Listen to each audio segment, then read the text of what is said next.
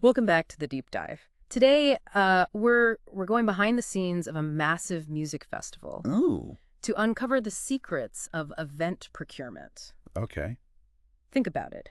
200,000 screaming fans, Wow. multiple stages, a lineup of rock stars. Yeah. How does an event that massive even happen? Right. That's exactly what we're going to unpack using the Global Music Fest 2023 in London as our case study. That's a good one. It is. Yeah. It's easy to get caught up in the excitement of a festival.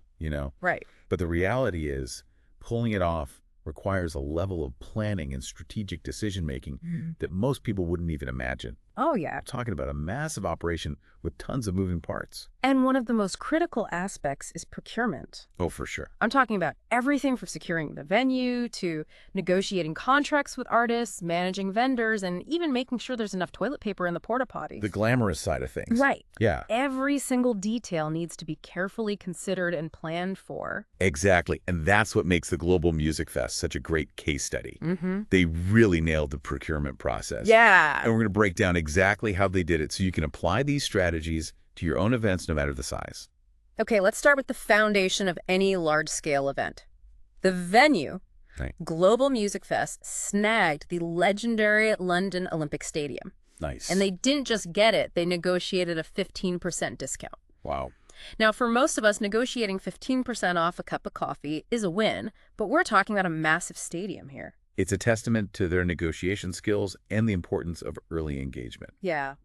Venue procurement is often the first step in planning a large event, and it sets the tone for everything that follows. Right. It impacts logistics, influences the overall attendee experience, and can even determine the type of acts you can book. So tell me, what's the secret sauce? Yeah. How did they pull off such a sweet deal on a venue like the Olympic Stadium? Right. Was it just a matter of showing up with a killer PowerPoint presentation? Yeah. It goes way beyond just a presentation. Okay. They started planning over a year in advance, which gave them the time to thoroughly research venues, understand the market, and build relationships with key stakeholders. Oh, see. That early engagement allowed them to leverage their position and negotiate from a place of strength. That makes sense. Yeah, If you're scrambling for a venue at the last minute, you're going to have much less bargaining power. exactly. And it sounds like Global Music Fest used that time wisely, not just to secure a great price, but also to negotiate some pretty impressive perks. Yeah, I'm talking extra rehearsal time, bonus rooms for artists. They really went the extra mile. absolutely. Yeah. Those perks might seem small, but they contribute to a smoother operation overall, Yeah. which benefits everyone involved, from the artist to the crew and ultimately the attendees. Right. A well-rehearsed band, a relaxed and comfortable artist, those things translate into a better experience for the audience. Absolutely. It's all connected. I'm starting to see how every decision in this procurement process ripples outwards, impacting the entire event. For sure.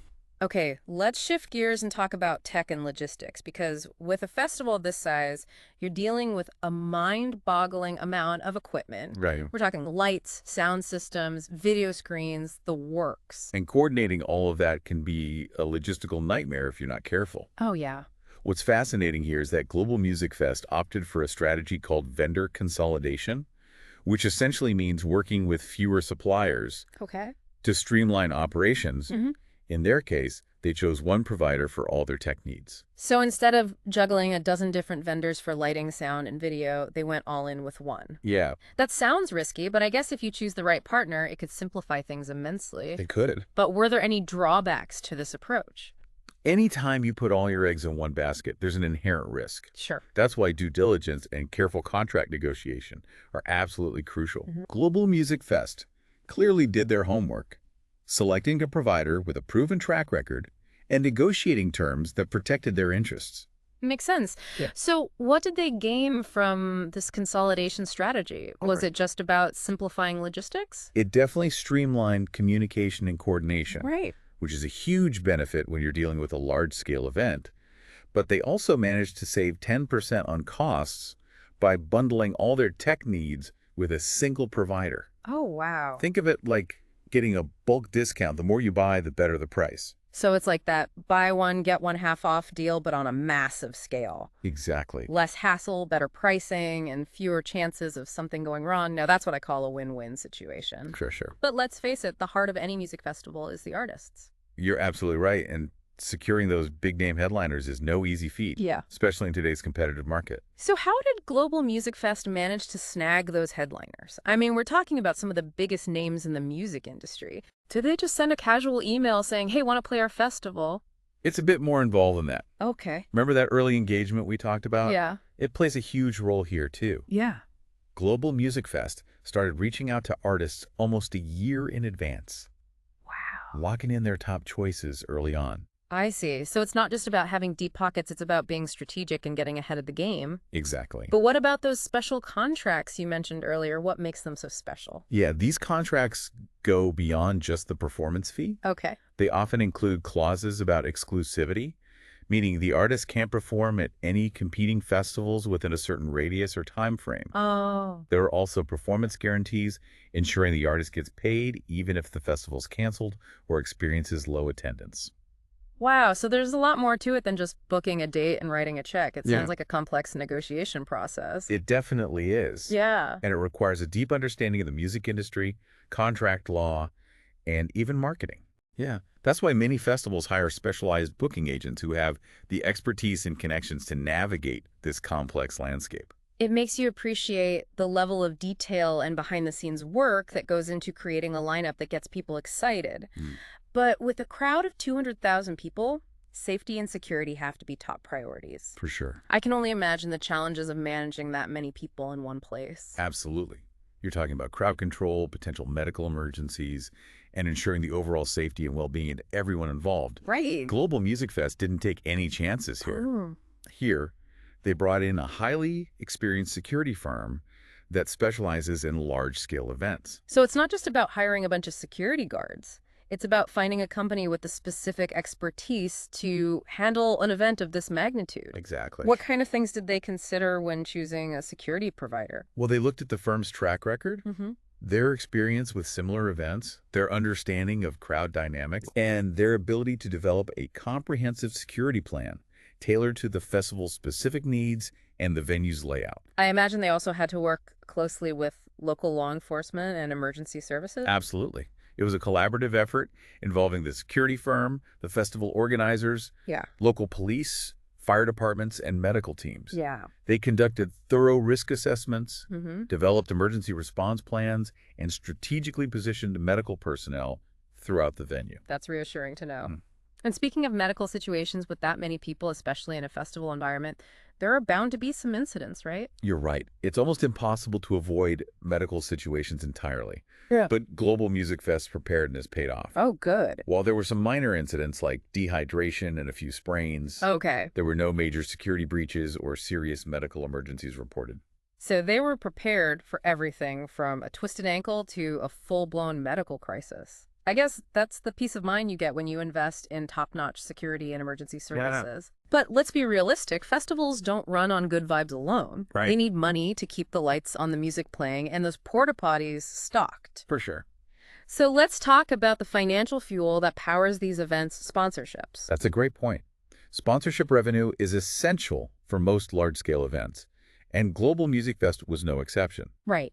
But what's interesting here is that they didn't just accept any brand that waved a check. Oh. They were very strategic about choosing partners that aligned with the festival's overall vibe and target audience. So it's not just about grabbing the biggest check. It's about finding the right fit, brands that genuinely resonate with the festival's identity. Yeah. That makes a lot of sense. But how did they go about finding those perfect matches?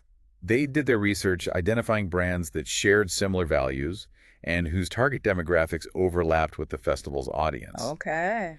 They also created a variety of sponsorship packages that offered different levels of exposure and engagement, allowing brands to choose the option that best suited their needs and budget. So it's like a menu of options. Exactly. From a simple logo placement to a fully immersive brand activation experience. Right. That gives brands the flexibility to get involved in a way that makes sense for them. Yeah. But ultimately, were they successful in attracting big-name sponsors? Did the strategy pay off? It absolutely did. Global Music Fest managed to secure sponsorships from some of the biggest names in the beverage and tech industries, resulting in a significant portion of their overall revenue coming from these partnerships. It sounds like they really cracked the code when it comes to event sponsorship. But Right.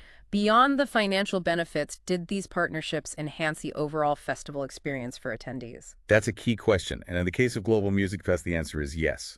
They went beyond just slapping logos on banners and stages. Okay. They worked with sponsors to create interactive experiences, branded chill zones, and even special promotions that added value for festival goers. So it wasn't just about the money, it was about creating a win-win scenario for everyone involved, the festival, the sponsors, and most importantly, the attendees. Exactly, and that's a crucial takeaway for anyone planning an event. When sponsorships are done right, they can enhance the experience, not detract from it. All right, we've covered a lot of ground here, from venue selection to tech logistics, artist booking security, and even the art of securing sponsorships.